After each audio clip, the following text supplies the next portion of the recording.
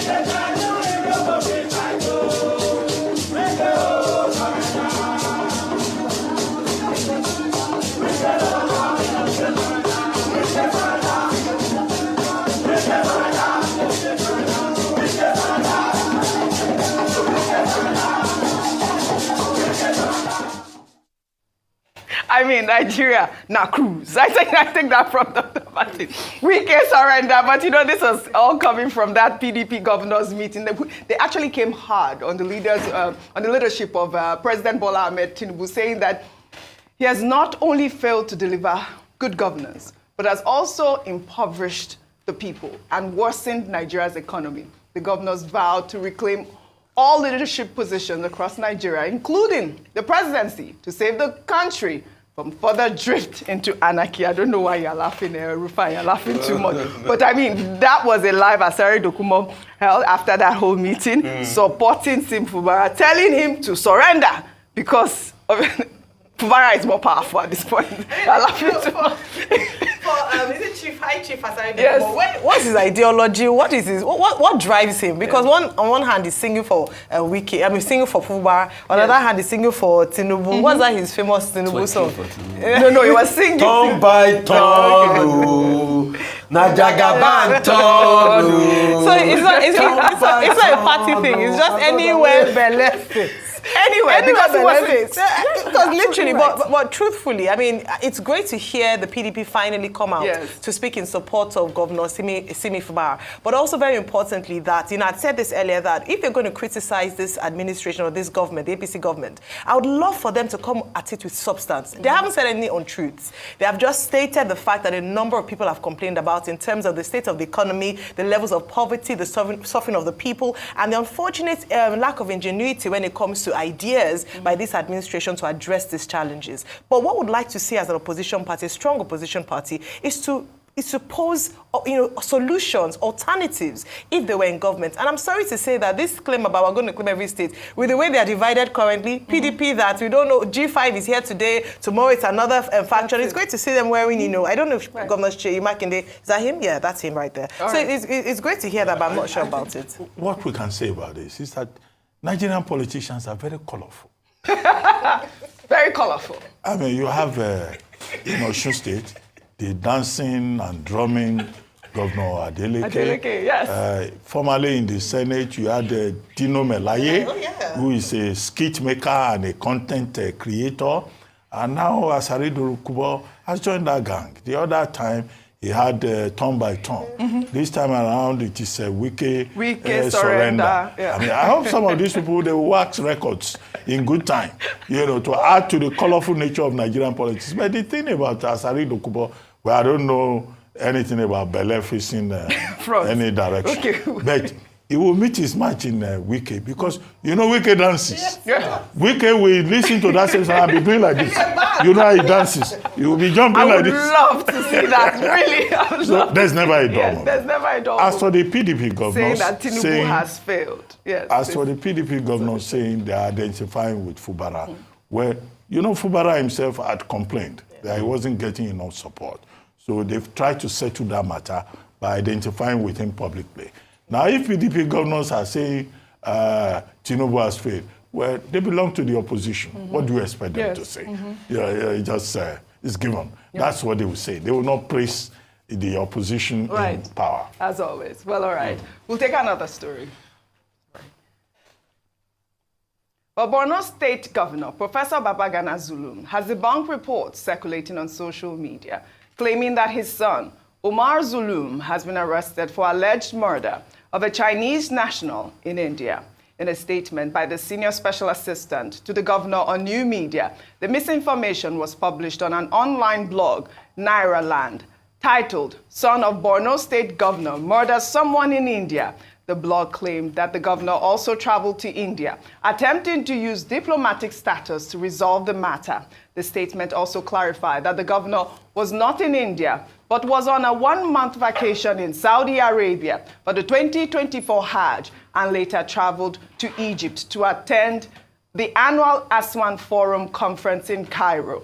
The governor also issued a warning to online bloggers that have spread the misinformation to pull it down within the next 24 hours and offer an unreserved apology or risk legal action. I mean, it's great that the governor has debunked this. I mean, we are seeing misinformation flying around everywhere. I mean, only yesterday, the cable had, put up reports saying that the United Arab Emirates has denied claims that it will cost a non-refundable 640,000 naira, excluding VAT for each application, or that Nigerians are required to provide proof of a 6-month bank statement with the minimum balance of 10,000 naira. I mean, this clarification came right on time because on Monday, Nigerians were thrilled to read that, the 3-year travel ban from the UAE had been lifted.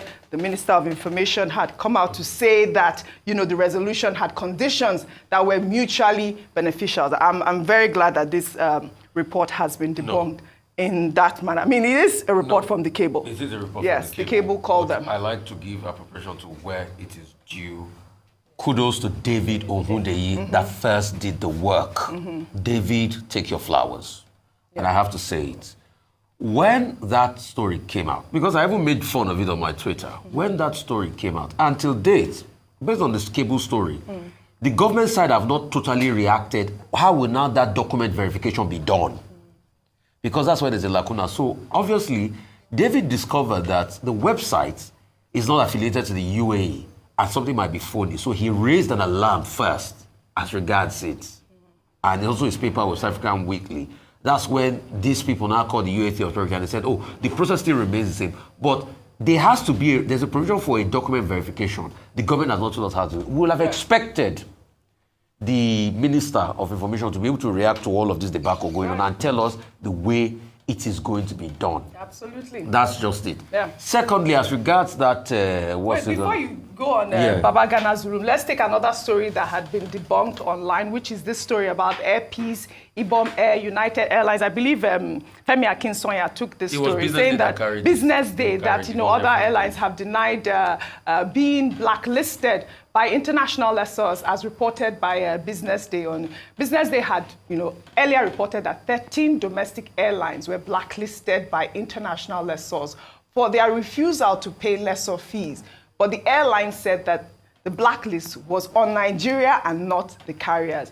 Air Peace Chairman Ellen Oyema said that his airline has never requested any dry lease agreement or arrangement with any lessor, and that the airline's aircraft are fully owned by Air Peace, so there's no reason for it being blacklisted in the first place. I believe that the Air Peace also had issued a report saying that they are going to sue Business Day for this misinformation. Okay. I mean... So I think that's also a reaction. That's a reaction. That's their own side to it, because there are many sides to the story. Whose reaction? This is the airline side to the story. Yes, they are reporting... They're saying what Business Day said is not true. And Business Day has come out to say, and actually even almost apologize, saying that their report was false. And that these Nigerian carriers have come out to also say, including United Airlines, saying that they own their airlines, that they do not lease in any way whatsoever. I mean, this is the misinformation that we are talking about here. So that's what's called balancing. That's why everybody has a right to be able to put out there. And Babagana Zulum has put out there. Babagana Zulum did that as well. The most important reaction I wanted to react to. Which one was it? As the unofficial spokesperson of who? Of Nyesom Wike to all of this song. Did you? You didn't react to this. I have to reply that song. Okay, go ahead. As they sweet us, it go they pain them. As they pain them, it go they sweet us.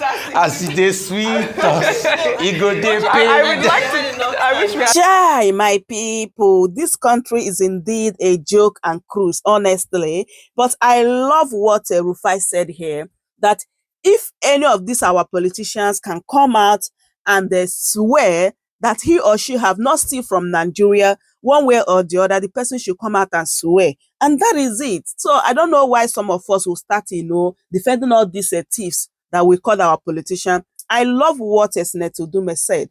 And people should stop, blaming him that, okay, he's among and this and that. Like, if these people stop talking, who is going to talk? Like, how are we going to know what is going on in that Asari? So, my people, that is it. Please, I would love you guys. Leave your thoughts in the comment section as always, because through comment, we learn as well. And also, if today is your first time, don't forget to subscribe for more updates. Like this video so that YouTube will recommend it to other people to watch. Share the video to your friends and family. Thank you everyone for supporting me and sharing my video. I truly appreciate you all. Yeah, I'm going to see you guys in my next update. Goodbye for now.